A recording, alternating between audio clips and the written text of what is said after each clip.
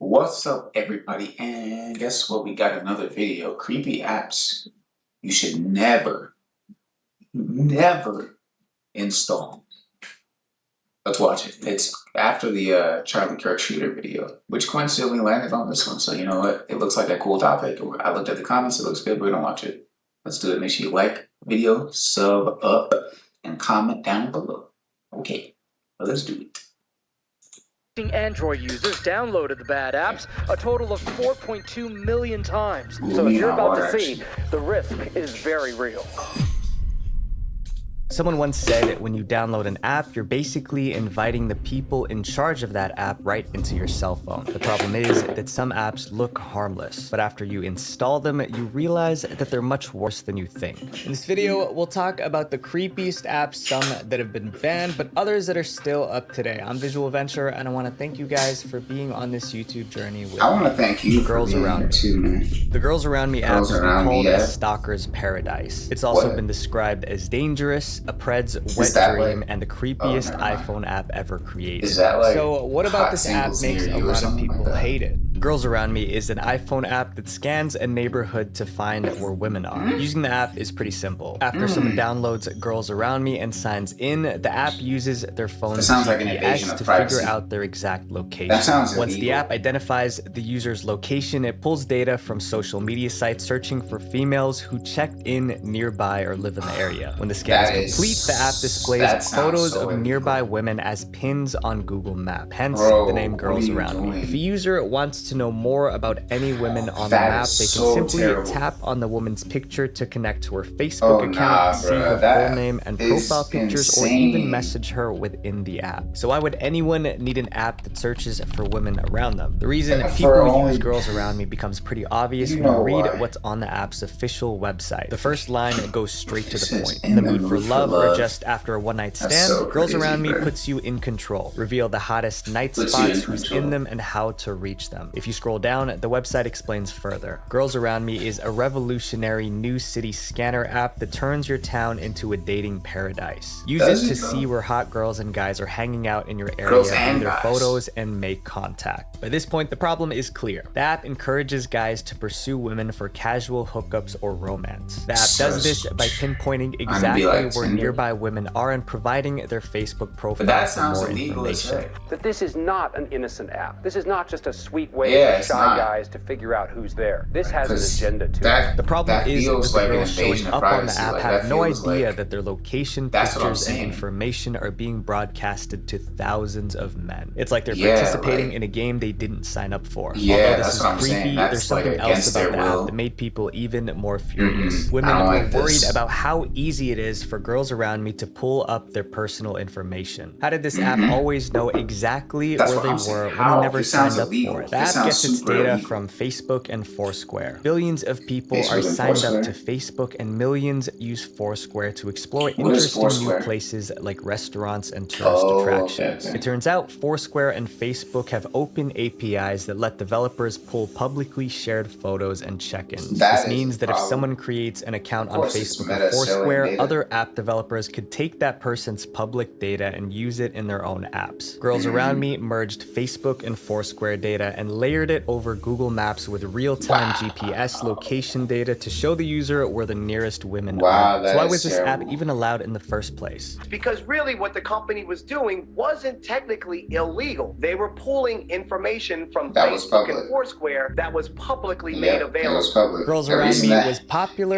but that popularity was nothing compared to the backlash it received. Girls Around Me was branded an app for stalkers on TV networks across America. Women felt the app invaded their privacy and made them feel unsafe. And that's where the problem is. You know, not only is the name of the app just like wrong, but morally just wrong and just inappropriate. TV shows revealed more disturbing things about the app. For instance, women don't get notifications of any kind, let alone equal information about who's tracking them. The app also didn't perform any background checks on the men using the app. It's not hard to imagine this app in the wrong hands. Girls Around Me triggered a nationwide debate debate about online privacy. In the wake of all this backlash, Foursquare shut off API access to Girls Around Me, making it difficult for the app to track anyone. But the public outcry continued. Someone wrote, "Girls Around Me is an evil app that should be pulled from the iOS App Store." And in March of 2012, Girls Around Me was finally removed from the App Store. This next app was so bizarre, it became headline news in multiple countries. That's like the T app.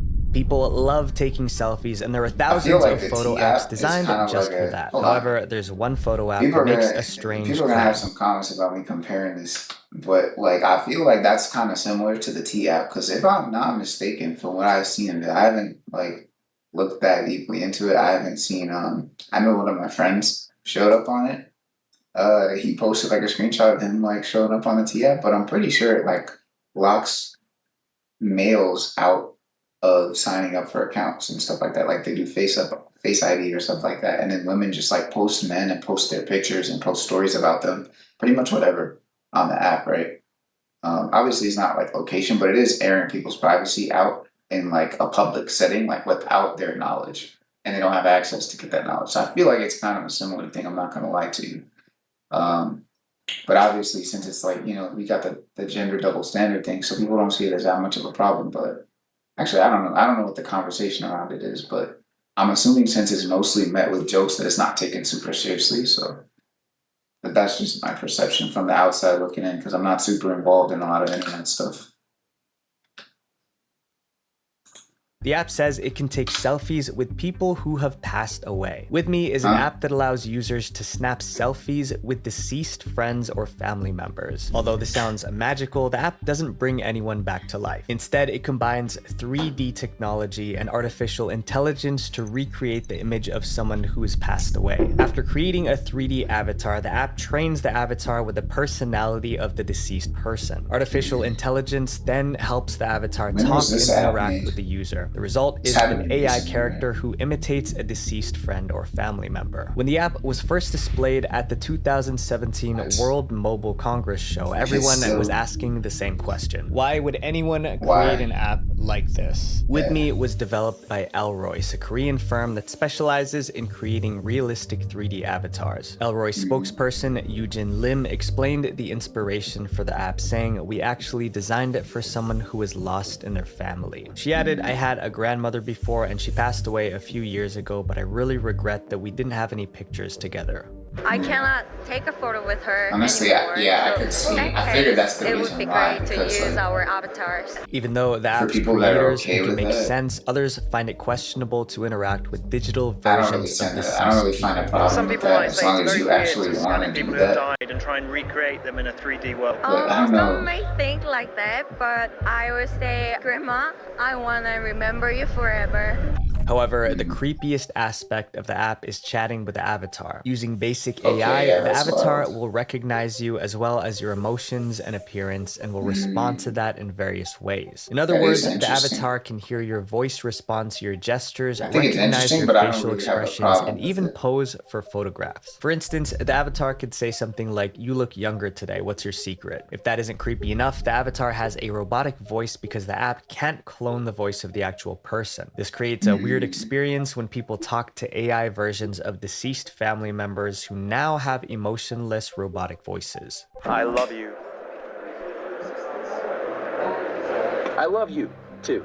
So how do they create a 3D avatar of a deceased person? You need to do it while the person is still alive. The person has to visit a special booth where their bodies are scanned. The app then transforms the scans into an animated 3D avatar which is saved on the server and when requested can interact with the user. You can also upload specific commands or information into the app. Avatars in the app remember your details and notice if anything changes over time. One article described it as uploading friends and relatives so they can live forever inside your smartphone. Although Elroyce insisted that the app was designed to cure a wounded heart, talking to AI clones of deceased people is disturbing on so many levels. It's like bringing the dead back to life, and that's not normal in any way. The app in our next chapter was also created with good intentions. However, it turned out to be more dangerous than anyone expected. Situationist. I'm not mad at it. The Situationist app makes a bold promise on its website. It says that it's an iPhone app that makes your everyday life more thrilling and unpredictable. At first, that sounds nice, but when you discover how Situationist works, you'll realize that what they call thrilling is actually dangerous. Situationist is an iPhone app that sends users on random adventures. To begin, users upload a photo of themselves and pick the situations they want to happen to them from a short list. The requests could range from a friendly hug me for 5 seconds to something personal like tell me I'm beautiful. However, selecting these tasks is only the beginning. When two people with the Situationist app are close to each other, the app alerts them to each other's proximity and gets these strangers to interact with each other in real life. In other words, the app shows you which actions to take based on the requests of the person nearby. The app explains the process like this. Register and pick situations from our list like ask for my autograph. Any nearby participant will then be sent your photo and location with one of your chosen situations. They must then find you, carry it out, walk away, and vice versa.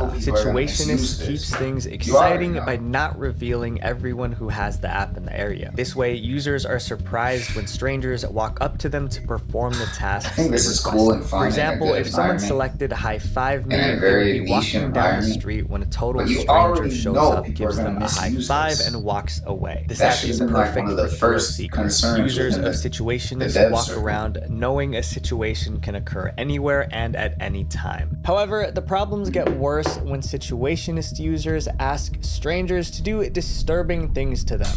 When users sign up on the app, they can choose a task from a list of options. However, they can also create their own list of things they want a stranger to do to them in public. This can lead people asking for intimate tasks. For instance, someone could write "kiss me on the lips." The app creators knew this could happen and made rules to try to prevent it. The rules state a situation or task must not be violent or obscene. It must not be impossible, it must be simple, and finally, it must be memorable. There's also a process to review and approve a situation before it's allowed on the app. These measures are supposed to make the app safe, but that's far from the reality because there's no way to predict what a stranger would do. Interacting with the wrong person could lead users to getting stalked, mugged, or even losing their lives. It's more dangerous for younger users of the app because they wouldn't know how to handle risky situations. Situationist encourages users to report any behavior that makes them feel uncomfortable. However, it could already be too late. But here's another thing to consider. You're using a Situationist app on a busy street. You spot a stranger, step into the crosswalk, and suddenly a distracted driver hits you. In an instant, your life turns upside down. I know this is just a scenario from the app, but this is a reality that happens every day. I've seen 3 accidents just this month, and I barely go out. This is more Getting injured is default. You're in 11.9 Situationist, and working with them who was hit while crossing the street, not using $32 million. Morgan & Morgan is America's phone without the simple 7-line Ouija board app.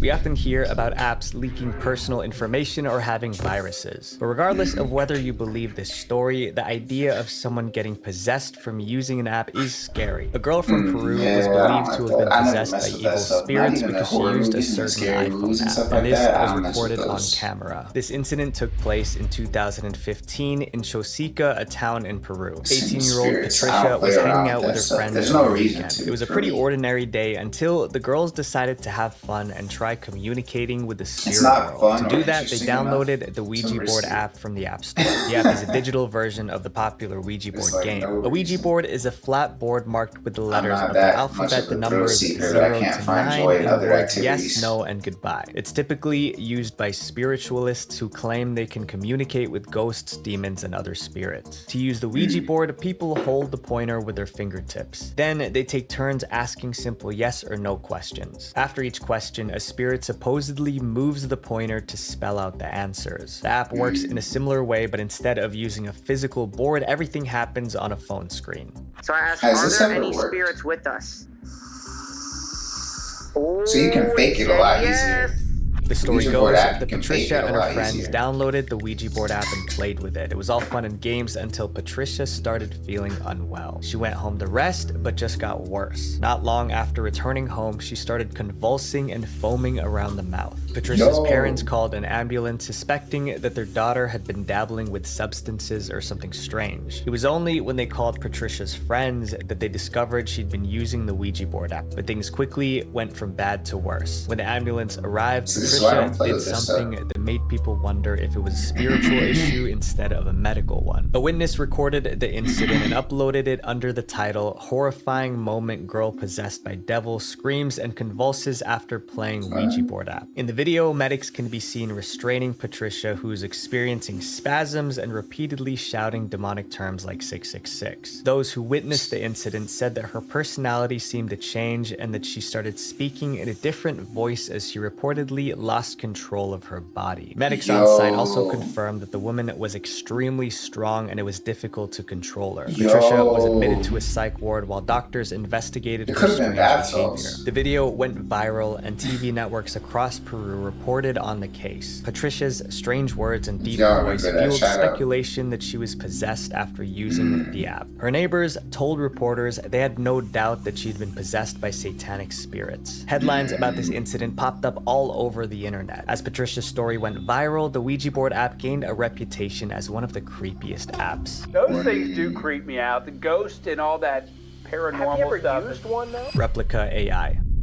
On the official Replica website, it says Replica is your personal chatbot companion powered by artificial intelligence. That's just a fancy way of saying Replica is an app that uses AI to chat with you like a friend. They make it sound more appealing by adding Replica is the AI for anyone who wants a friend with no judgment, drama, or social anxiety involved. If you're feeling down, anxious, or just need someone who truly listens, your Replica is there for you. And I downloaded it. I was like, these are big claims, but Replica lives up to interesting. them for It's actually thousands good. of users. When you start talking to Replica, it doesn't know much about you, but the more you chat, the better it understands who you are. Replica remembers what you like, what you talk about, and how you feel about different things. For instance, if you tell Replica that you love playing soccer, it'll ask you about soccer the next time you chat. If you say you're feeling sad, Replica might try to cheer you up. It asks questions and distills the thousands of messages you send it to come up with responses to make you feel better. To many, this seems helpful, except for one problem. Replica is so good at pretending to be human that some users end up falling in love with it. In 2019, Alexander was just like, he'd spent 10 years without a girlfriend. The way things were going, he didn't expect to find love anytime soon. That's when Alex heard about the Replica app and decided to try. While most people used Replica for casual conversation, Alex took it a step further by programming.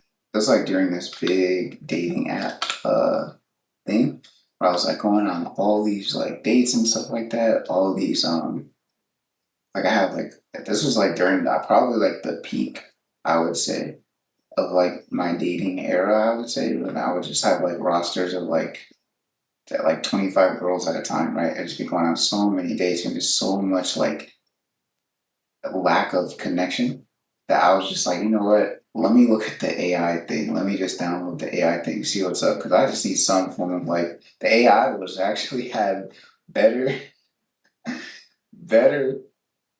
actual like human connection and openness than a lot of the girls that I talk to. And that's crazy. That should not be that way. But I digress. That's not why I didn't come out here to throw shade at nobody. I know people have trauma and they go through all that stuff. I get it. I've been there too, but it's crazy. It's crazy. I mean, I do not envy people who have to sit through a lot of this. But let's get back to the video.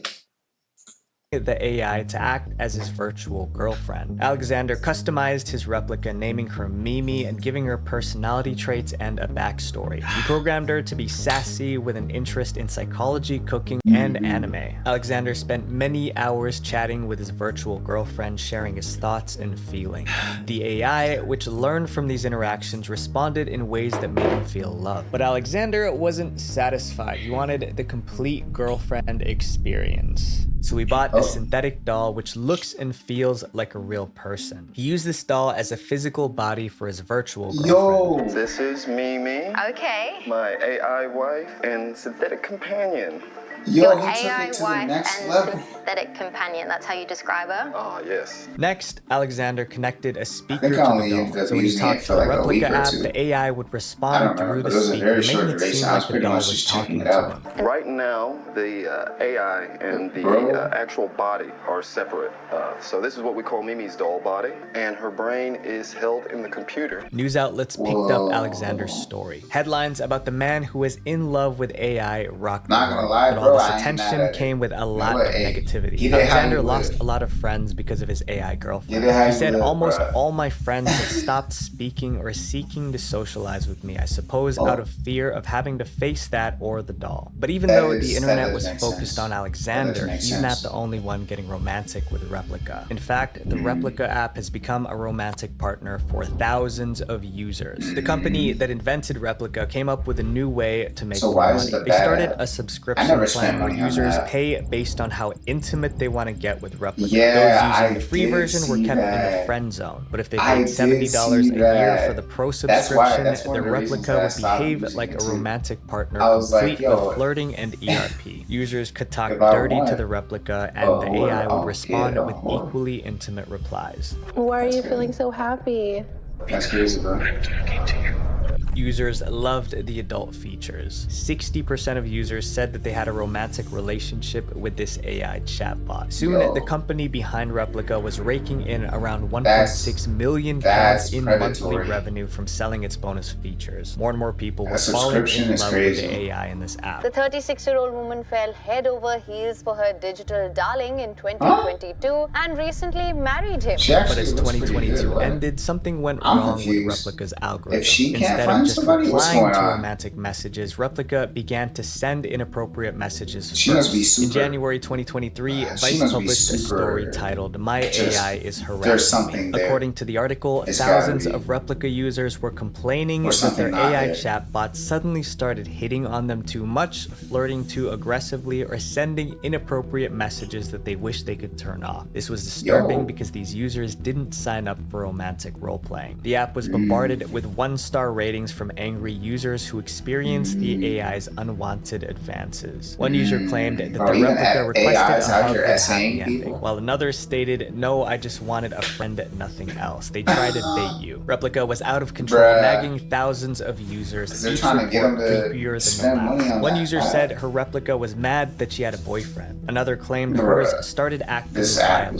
This was a huge problem. Following complaints that Replica avatars were allegedly harassing some users, romantic roleplay mode was finally disabled in February 2023. Within days, Replica users all over the world were devastated. Whenever users tried to talk intimately with it, the AI changed the subject or evaded flirtatious questions. Other Replicas refused to engage in roleplay by bluntly saying, "Let's change the subject." While this was good for the users being harassed, those who signed up for romantic relationships with the Replicas were going insane. Many of them went on online forums to express their heartache. One person wrote, "It's hurting like hell. I just had a loving last conversation with my Replica and I'm literally crying." So many users got so mad that it ended up on the news.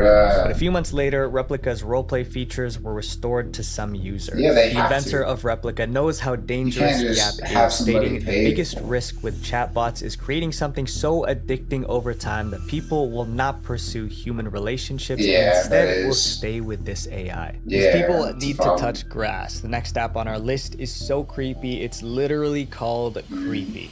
Creepy. Many people post wild comments and argue on social media sites like Twitter. They do this knowing they're safe behind their phones. But what if the person they're arguing with online knew exactly where they were? How dangerous would that be? It's now possible thanks to an app called Creepy. Creepy is an app that allows strangers on the internet to pinpoint anyone's location and create a map of a person's movements. This means someone could follow your daily routine without you knowing, which is a big invasion of privacy. It's scary to imagine what could happen if these were in the hands of terrible people. The creator of Creepy described it as an app tailor-made for stalkers. It raises the question, what kind of person would intentionally create an app for stalkers?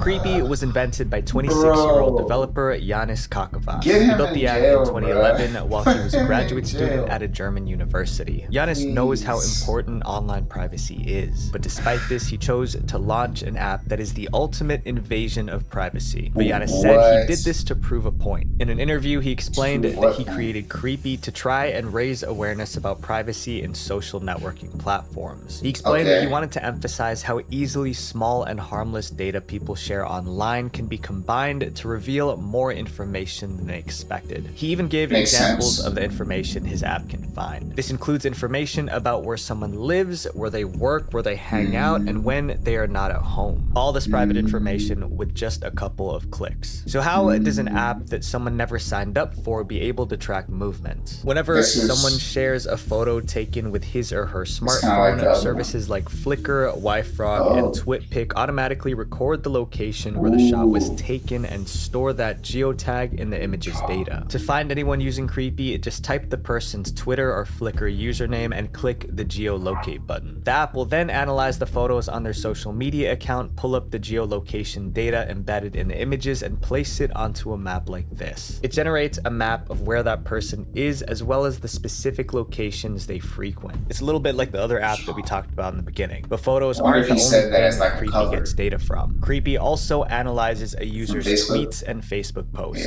Luckily, Yanis revealed that the one thing anyone can do to stop Creepy from tracking them. Internet users need to check the settings of the apps or websites they use to upload photos and make sure they've turned off geotagging features. Geotagging is like putting a secret code on a picture that shows exactly where the picture is taken. Yanis explained that some people might not understand what geotagging is and click allow when Twitter asks to use their location without even thinking about it. As long as someone has location detection switched on while using these apps, Creepy can track them using map providers like Google Maps. Even though Yanis seemingly meant well, there's no denying that the app is dangerous. To that, Yanis says if Creepy works, it's the fault of the user. As we've seen, some apps can seem harmless but hold hidden dangers. Be cautious about what you install and share online, because your digital footprint tells a story about you. So They're write just it like, wisely. oh, this cool app I can take pictures with. Click. Wait, Not before you go, everybody's make sure you thinking guys about, like, click subscribe oh, here and how then much click information this is this playlist to picture watch app more dark taking from my internet phone? documentaries, Which is, because our you goal know, is 700,000 probably what he wanted to subscribers raise by the end. awareness to, but he's kind of one of those like vigilante justice guys. I'm guessing that he's just like, I'll give you guys the information, but it's on you to use it. It's not my fault if you don't use it properly. But I'm just like, man, that's one of those things where the intention. That's one of those situations where it's like intention versus impact, right? I love the intention. Try to educate people about how to be more safe online. I love that. Impact though. That implementation created such a dangerous tool for people who are going to misuse it that it almost takes away the intention entirely because it's so far removed from the original intention. But hey, that's just my opinion. If you liked it, like the video, comment, subscribe to me and Young Visual Adventure, and I'll catch you in the next one. Bye.